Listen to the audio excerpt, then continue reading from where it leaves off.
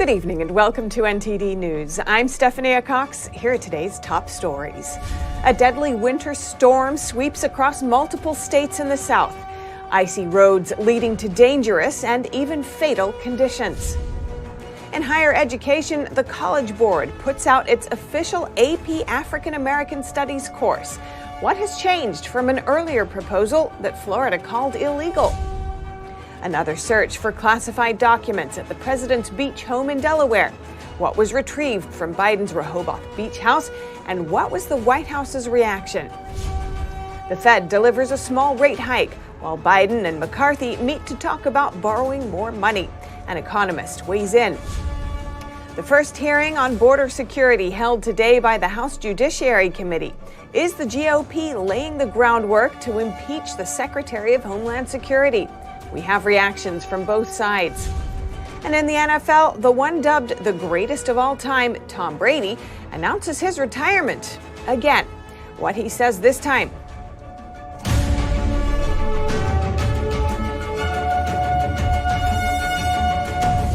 At least 6 people are dead and over 250,000 are without power. That's as an icy winter storm moves across several southern states. Here's the update. Weather watches and warnings stretch from Texas to Tennessee and Mississippi. At least 6 people have died as bands of sleet and snow create hazardous road conditions. The police department of Van, Texas posted these pictures on Facebook, telling people that roads are slick, slow down, and take your time. Fortunately, police say no one was injured in those truck crashes. Videos from Dallas show icy highways and people freeing the windows of their cars from layers of ice. Automotive website Edmunds says changing from all-season tires to winter tires could help prevent accidents. As of Wednesday afternoon, over 300,000 Texans were without power, according to poweroutage.us. On top of that, over 3,000 flights were canceled on Wednesday alone, and the storm is expected to continue. A National Weather Service forecaster says it actually looks like it's going to be getting worse again across Texas. It is already a pretty big area of freezing rain across western and southwestern Texas. The winter weather is expected to move northeastward across parts of Oklahoma and Arkansas into western Tennessee and dissipate by late Thursday. Reporting by Arian Pazdar, NTD News.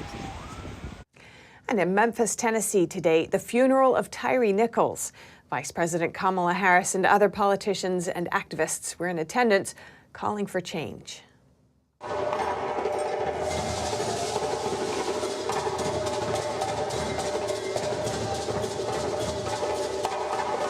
We demand that Congress pass the George Floyd Justice and Policing Act. Joe Biden will sign it. And we should not delay, and we will not be denied. It is non-negotiable. Some of us are going to fight until we make this legislation happen. I don't know when, I don't know how, but we won't stop until we hold you accountable and change this system. White House Press Secretary Karine Jean-Pierre said President Biden would meet with Representative Stephen Horsford and members of the Congressional Black Caucus to discuss the George Floyd Justice and Policing Act. And the Memphis City Council is considering police reforms after Nichols' death at the hands of 5 officers following a traffic stop. And over to higher education, the College Board has released its official curriculum for an advanced placement African American Studies course. Last month, Florida rejected the proposed curriculum. NTD's Arlene Richards explores some of the changes. The College Board now offers an AP African American Studies course. The official curriculum came out on Wednesday. A previous version of this course required topics like Black Lives Matter and debates over reparations. Now those are research topics rather than part of an exam. And the official curriculum no longer includes secondary materials on touchy subjects, such as critical race theory and queer social movements. This may be in response to strong criticism from Florida to a preview of the course. In January, the Florida Department of Education's Office of Articulation sent a letter to the College Board stating the course is inexplicably contrary to Florida law and significantly lacks educational value. Last April, Florida Governor Ron DeSantis signed the Stop Woke Act into law. The act limits how race-related issues are taught in public universities, colleges, and workplace training. In a statement, DeSantis said, "In Florida, we will not let the far-left woke agenda take over our schools and workplaces. There is no place for indoctrination or discrimination in Florida." He reiterated that sentiment on Tuesday during an announcement of reforms to higher education. We're centering higher education on integrity of the academics, excellence, pursuit of truth, teaching kids to think for themselves, not trying to impose an orthodoxy. NTD reached out to DeSantis' office to find out if the updated version of the course complies with Florida law. We haven't gotten a response yet. David Coleman, the head of the College Board, told the New York Times the changes were not made to bow to political pressure. Rather, he said, the changes came from the input of professors and long-standing AP principals. He said, "We experimented with a lot of things, including assigning secondary sources, and we found a lot of issues arose as we did." Required course content for the updated curriculum still includes discrimination of Black women, racial identity, and racial classifications. Arlene Richards, NTD News. Amid an ongoing investigation, the Justice Department searches President Biden's Rehoboth Beach home in Delaware for classified documents. This as the Republican House Speaker holds his first one-on-one discussions with Biden. NTD's Iris Tao has more. The Justice Department searched President Biden's vacation home in Rehoboth Beach, Delaware on Wednesday morning. That's according to Biden's lawyers, who later said investigators found no classified documents. But Biden's attorney said officials did take some documents from that home, including, quote, some materials and handwritten notes that appeared to be related to Biden's time as vice president. Mr. President, we're going to invite the press to leave. Biden on Wednesday did not take reporters' questions on the latest search. But the White House counsel's office spokesperson told reporters that Biden's been fully cooperative.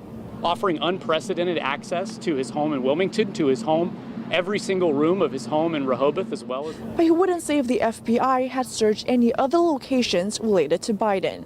I don't want to speak too much to the DOJ's practices in an ongoing investigation. All this as House Speaker Kevin McCarthy talks to Biden about the debt ceiling. Here's what he says afterwards. I think at the end of the day, we can find common ground. I really do. I've been very clear. The current path we're on, we cannot sustain. We got to change the trajectory to put ourselves on a path to balance. The White House, however, insisted on Wednesday that it's lawmakers' basic duty to lift the debt ceiling. Reporting from the White House, Iris Tao, NTD News. And earlier today, I spoke with Vance Ginn, president of Ginn Economic Consulting and senior fellow at Young Americans for Liberty, for his analysis. Vance Ginn, welcome to our show. Thanks so much for joining us. Thank you. It's a pleasure to be with you. Now, Biden and McCarthy are meeting today to discuss the $31.4 trillion debt ceiling. Biden says the debt limit should be raised without conditions and that he won't budge on that. What are your thoughts? Well, we've had a lot of spending over the last couple of years. More than $7 trillion have been added to the national debt. We're at $31.4 trillion. It's a massive amount of money that's owed by the American people. And we need to do something here with raising the debt ceiling. This shouldn't just be nothing is being done when the ultimate problem is excessive government spending. We've seen this both Republicans and Democrats over time. And right now is a great opportunity for them to start to rein in government spending so we don't fall into the situation where we may default on the debt or something else. I don't think that's actually going to happen at the end of the day, but we need some sort of fiscal restraint to be able to move on so that we don't continue to hit the debt limit so quickly. And what are your thoughts on how to go about doing that? I think the big way to do this ultimately is we need a spending limit at the end of the day to where if you're going to increase the budget by $1, we should have $3 cut or $2 cut, something where there's some exchange here. And ultimately, we need to be looking at everything throughout the budget. The two main drivers of the budget really are Social Security and Medicare. I know those are things that most people don't want to talk about, is, you know, that puts retirees and others a little bit at ease. But I think there are some things that we need to look at, maybe raising the retirement age or something along those lines to look at making sure that they're solvent over time so that retirees can get the funds that they're expecting in the future. But ultimately, you know, Young Americans for Liberty, we're really all about reducing government spending. That way we have lower taxes and a more productive private sector. We've come out the other side of some very rough years.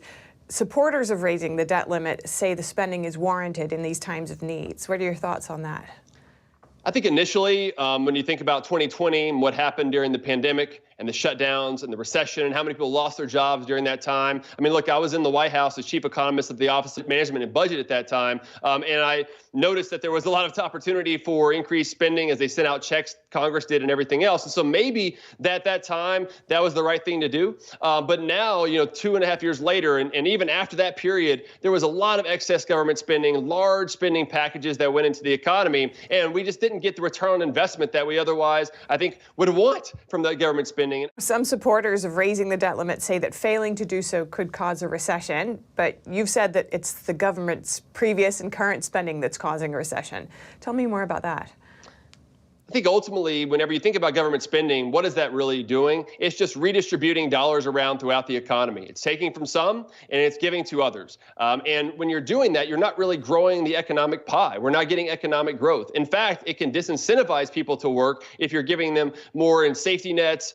And that actually leads to less economic growth and productivity over time. And so if we could cut government spending, I think that would actually be more of an economic support for growth. If you look at GDP numbers, gross domestic product, from the fourth quarter of 2021 to the fourth quarter of 2022, the economy only grew by 1%. It was the slowest growth in a year of a recovery since 2009. And so, again, which isn't much growth at all anyway, even with this massive government spending. And so if we were to default in the debt, which I don't expect for us to do, this would mean a larger, deeper recession. So in order to avoid that, we need to make changes now that will put us on a path to fiscal sanity, fiscal solvency. And the way to do that is by cutting government spending. Now, the Federal Reserve raised rates by 25 basis points today, or a quarter point.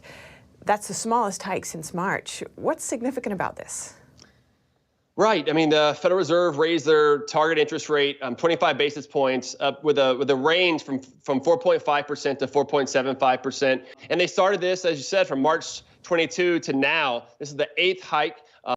Most of those were much faster than 25 basis points. So what it signals is that the Fed feels like they're getting more control over inflation, that they don't need to raise interest rates as fast because inflation is starting to slow down. The problem is that we already have an inflated economy.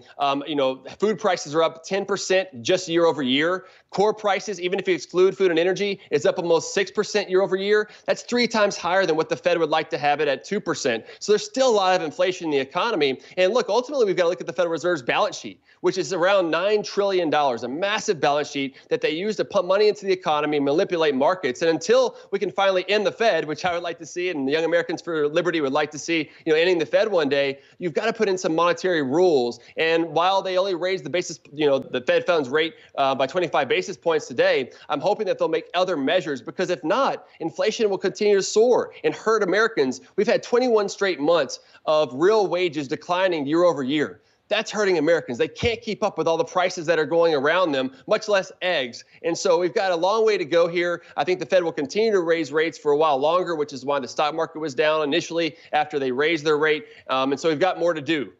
All right, Vance Ginn, president of Ginn Economic Consulting and senior fellow at Young Americans for Liberty. Really appreciate your time. Thank you so much. The House Judiciary Committee today began its probe of the border surge, possibly laying the groundwork to impeach the Secretary of Homeland Security. Democrats say immigration is being used as a political weapon, while Republicans highlight the dangers of the unprecedented surge in illegal crossings. NTD's Melina Wisecup reports from Capitol Hill. Judiciary Chairman Jim Jordan kicking off the very first hearing on the border, pointing to those record high numbers. 1.7 million, the number of illegal migrants that Joe Biden released into American communities. 2,378,944, the number of illegal migrants encountered by CBP on the southwest border in 2022, the highest number. And after hitting those record high numbers, it's now looking like the number of illegal crossings is on the decline. We're still waiting for those official numbers to be published for the month of January, but they are expected to be lower. And the Biden administration says this is a result of its policies, its latest policies, which expands humanitarian parole for migrants coming from certain countries. Democrats today echoing that same message, saying that there should be solutions to address the root cause of the illegal immigration surge. There's not one one solution because there's not one problem. You've got people who are seeking asylum for legitimate reasons, fleeing from communist countries, fleeing from torture. That's permitted under the law. We need a better way to process those. Immigration reform is very difficult. The last time we had immigration reform was, 35 years ago, under that great Republican President Ronald Reagan. Republicans, however, point to national security issues such as the surge in fentanyl smuggling and empowering cartels, saying that these are the result of the Biden administration's current border policies. Representative Andy Biggs today filed articles of impeachment against DHS Secretary Mayorkas. Here's why. The amount of drugs and fentanyl, you're still only apprehending and interdicting about 10% according to their estimate, but you have more than ever. You got more terrorists coming in. You got more criminal gang members. So the numbers belie it too. His statements, I've got a whole list of statements that he has made that were untrue. And Speaker McCarthy has called on Mayorkas to resign, otherwise face investigations like this, which could lay the groundwork for his impeachment. And Republicans are hitting this issue from multiple areas. In addition to this hearing in the House Judiciary Committee today, next week the House Oversight Committee will also have border agents come and testify. Now, the Republicans say that this move by the DHS to allow these Border Patrol agents to come testify is a direct response to the GOP threatening subpoena power. Reporting in Washington, D.C., Melina Weiskup, NTD News. And even with all the rain California got, it is still not enough to quench the state's thirst in the long run. Recently, the state decided to opt out of a century-old pact between 7 states to distribute the water from a common source. The Colorado River, a stream that provides drinking water to 40 million people in 7 states, is drying up. California, Colorado, New Mexico, Utah, Wyoming, Nevada, and Arizona operate under a 100-year-old compact to distribute water from the river, but the agreement has been increasingly strained from droughts. At the end of January, California split from the other 6 when 6 of the 7 basin states are playing catch-up to reduce water use from the Colorado River, which is absolutely critically needed. A century ago, the agreement assumed the river would provide 20 million acre-feet of water each year. The river's actual flow in the past 2 decades has averaged 12.5 million acre-feet, leaving state water managers with more rights on paper than water that exists in the river. California receives the largest allotment. Its $50 billion agricultural industry continues to consume 80% of the state's supply. Many experts see the state's decision to sit out the agreement is increasing the chances of the water fight ending up in the nation's highest courts.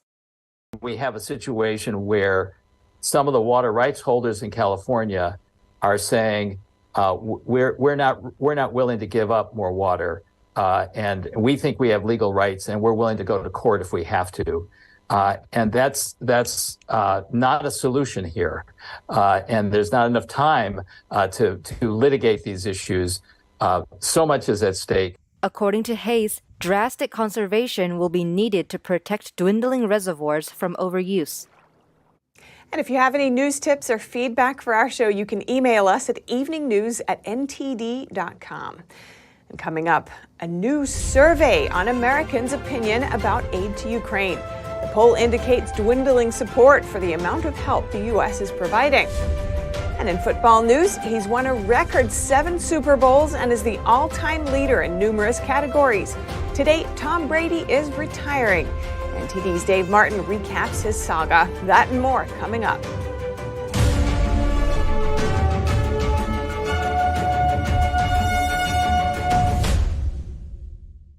Freedom is not free, and neither is the truth. In order to bring you the facts, our reporters are out there on the front lines getting the true story. Some of them served 10 years of prison in China. We've been censored on social media. Our Hong Kong printing offices were set on fire, and we've been repeatedly attacked by the Chinese Communist Party. But no matter what, we believe that you deserve the truth, and so we'll continue to bring the truth to light. Head on over to getepic.com and try honest journalism that is based in truth and tradition. We'd love to have you on board.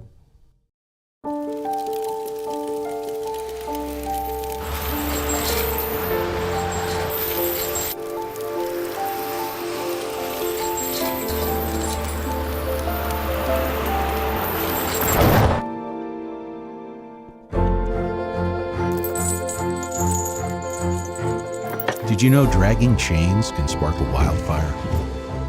Only you can prevent wildfires.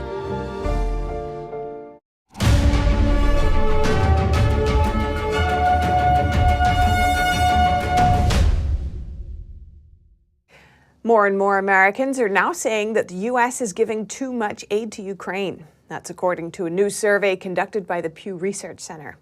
Over a quarter of the people surveyed said the U.S. is providing too much support to Ukraine. That's up 6 percentage points since last September and up almost 20 points from last March. At the same time, around 20% said the U.S. is not providing enough aid. That number is down from over 40% around a year ago.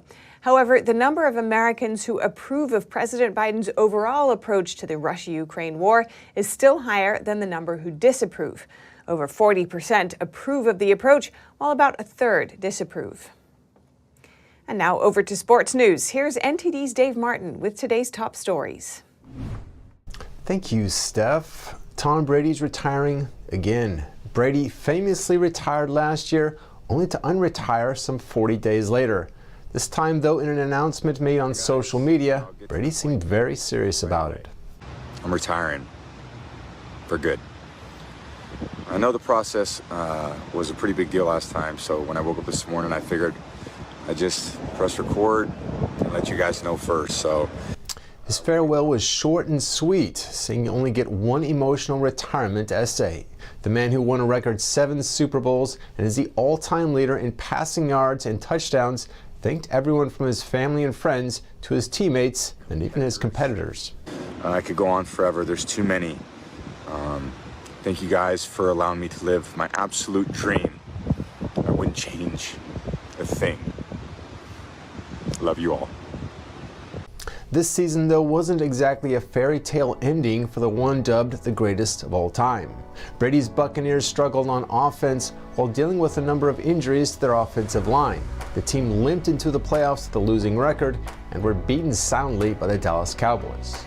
Up next for Brady, though, looks to be a career in broadcasting as he reportedly signed a 10-year, $375 million deal last year with Fox Sports to be their lead analyst upon retirement. And for your sports viewing schedule tonight, the NBA has 8 games planned for this evening, and that includes the reigning champion Golden State Warriors and former MVP Steph Curry, who's averaged nearly 36 points a game over his last 3. They play at Minnesota.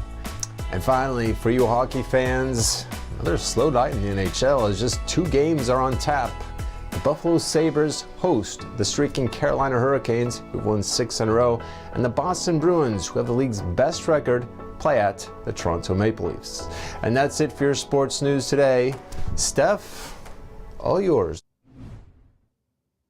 Thanks, Dave. Now, for space lovers, here's something to keep an eye on.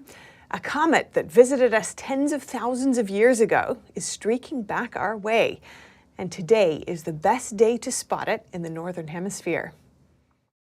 A green comet is zooming closer to our planet for the first time in 50,000 years. It's set out from a distance 2,000 times farther from the sun than the Earth is. So it's interesting because it comes from a region that is so far out in the solar system. It's a region we call the Oort cloud, a very mysterious, not well understood region, where we have a reservoir of comets that are left over from the formation of the Earth and Sun billions of years ago. Nicknamed dirty snowballs, comets are balls of ice, dust, and rocks. As they approach the sun, the thinner outer layers melt, forming a cloudy outward-facing tail. For this one, the emerald hue it has reflects its chemical composition. So the reason it's green is because its surface is covered in molecules that are known as diatomic carbon. So that is 2 carbon atoms that are bonded together. And the green is caused by the effect of the sun's ultraviolet radiation shining down onto the comet. Discovered last March, astronomers relied on a wide-field camera at Caltech's Palomar Observatory.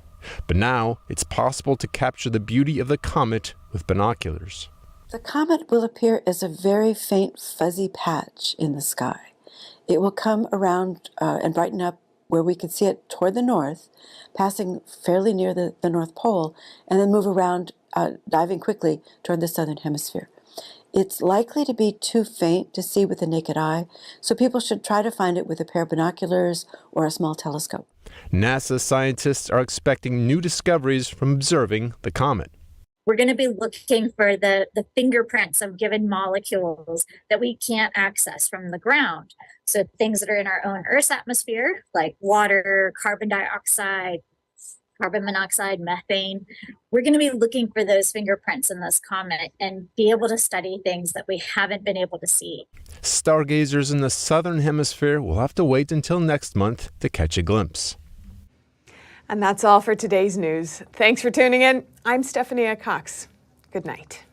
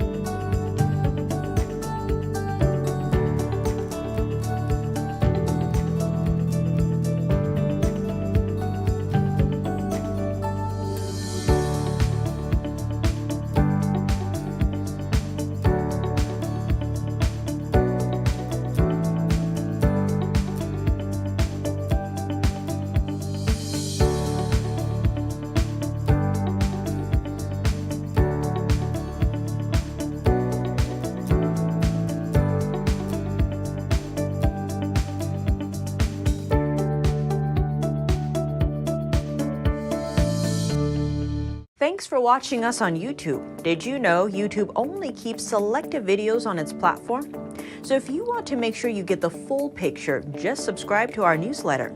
Go to newsletter.ntd.com and sign up. It's free.